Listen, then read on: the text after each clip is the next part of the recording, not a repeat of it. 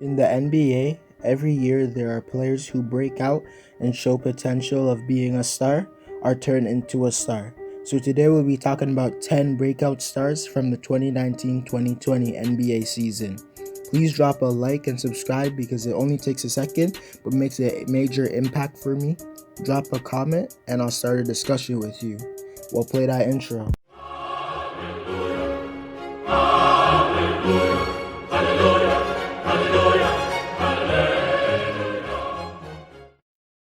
In Collin Sexton's second season, he has been straight up balling. I think he is the second most underrated young point guard in our league.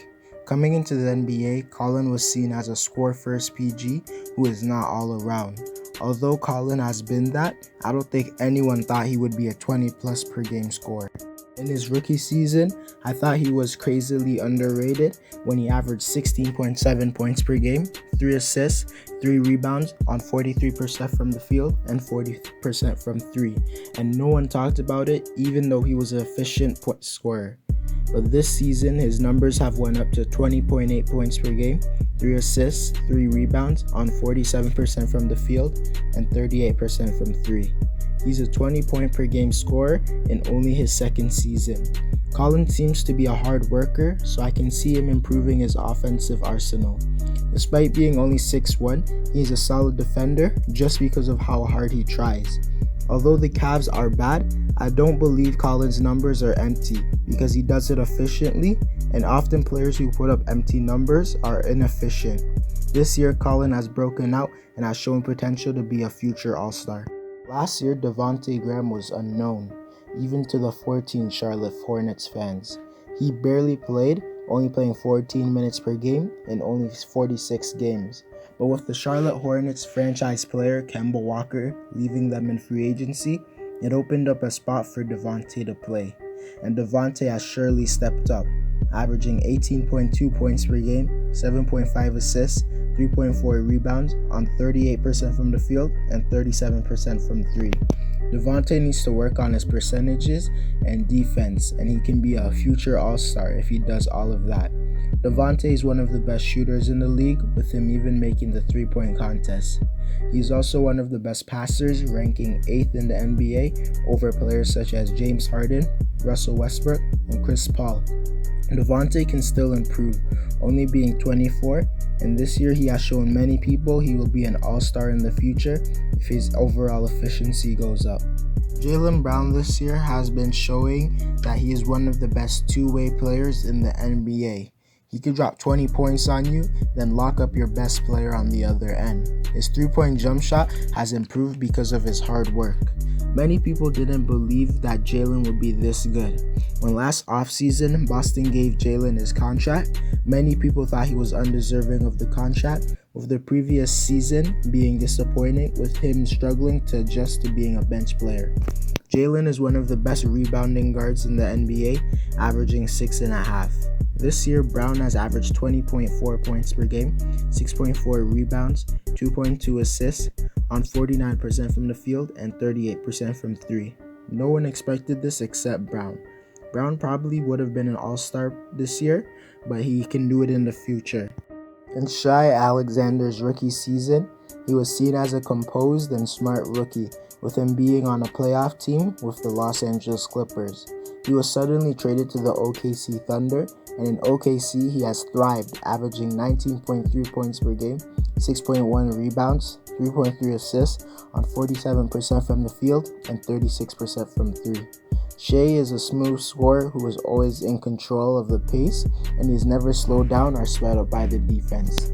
Shai has been helped by playing with one of the best point guards in history, Chris Paul. Shai this year has been a huge reason for OKC's success. He's a player that can work off and on the ball, with many of his minutes going with Dennis Schroeder and Chris Paul, two ball-dominant point guards. Shai should be seen as one of the best up-and-coming point guards in the future and an all-star level player for years to come. 2020 has been Jayson Tatum's year, with this year him breaking out and having many people view him differently. Before February, people saw him as an all-star player and maybe a superstar, but now people are sure he's a future superstar, and some believe he is a superstar currently. Tatum is one of the hardest players to guard, with him being 6'8" with elite shooting and handles. Jayson's previous season was disappointing. Although he improved, he put up a solid stat line of 15.7 points per game, 6 rebounds, 2.1 assists on 45% from the field and 37% from 3. The main reason it was disappointing was because in the 2018 playoffs, Jayson had played way better, leading Boston to the Eastern Conference Finals. Jayson has been a superstar the last 2 months of the season, and hopefully he keeps it up.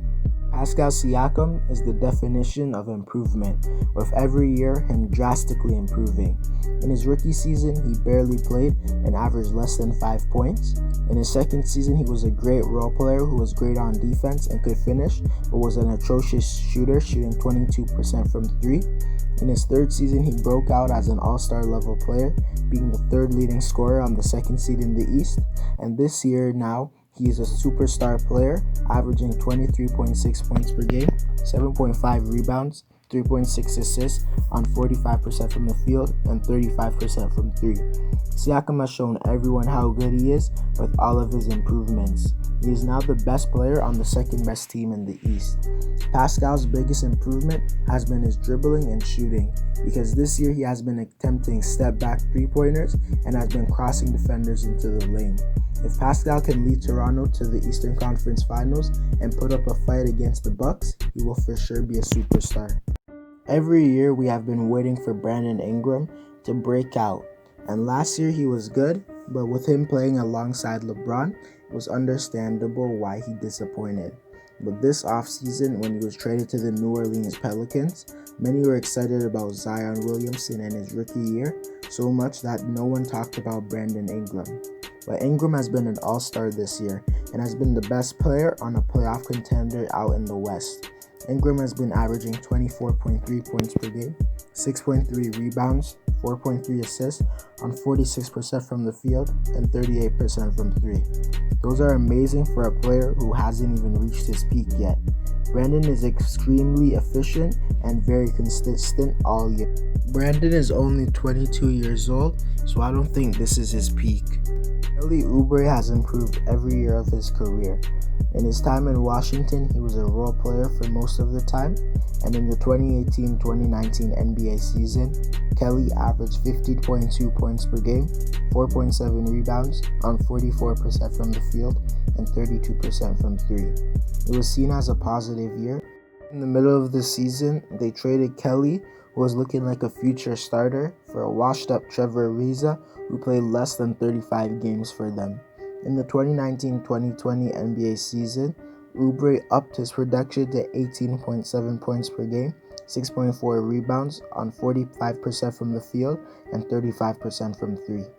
Oubre is now a great shot creator and plays great and scores in the flow of the offense.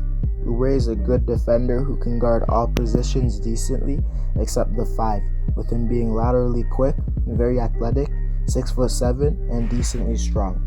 Kelly can still improve, with him being only 24 years old, and I can see him averaging 20 points and helping Phoenix make the playoffs next season. Spencer Dinwiddie is truly inspiring, with him going from being a G League player to a near all-star this season. In the 2018-19 NBA season, Dinwiddie averaged 16.8 points per game, 4.6 assists, 44% from the field, and 33% from 3. He was considered for the 6th Man of the Year award, and nobody thought he would improve better than that. From the 2019-2020 NBA season, he has turned into the best player on the 7th seed in the East. Dinwiddie has averaged 20.6 points per game, 6.8 assists, 3.5 rebounds on 41% from the field and 30% from 3. Although his percentages are down, he is still a positive player, being able to create for himself and others. He makes it easier for all of his teammates, always finding his open teammates. Although his 3-point percentage is poor, the defense still respects him like he is a good shooter. Dinwiddie also makes super difficult shots. I think this season is Spencer's peak, with him being 26 years old, but being a very good starting point guard is a good peak. Sabonis' progression to being an NBA All-Star is underrated, with him in his first season averaging 6 points, in his second season he averaged 11 points, and in his third season he averaged 14, but this year he has averaged 18.5 points per game, 12.4 rebounds, 5 assists on 54% from the field. This year, Demonis is the best player on the 5th seed in the East, but just in his previous year, he was a very good role player. In 1 year, he has leapt from a role player to an all-star on a playoff team. Sabonis is one of the best post scorers in the league, and at times, if he gets deep enough, he is unguardable. He is the most underrated big man passer, with him averaging 5. Sabonis most likely will never be a superstar, but he can be a multiple-time all-star. Sabonis will be a key factor if Indiana wants to make it out of the first round. I think this season is Sabonis' peak, with him being a little bit older, but this is not a bad peak. Anyways guys, that's it for the video. Don't forget to like because it lets me know if you like the video. Subscribe so we can hit 200 subscribers, and comment to start a conversation with me. Watch these 2 videos here if you want more content like this, and I'm out.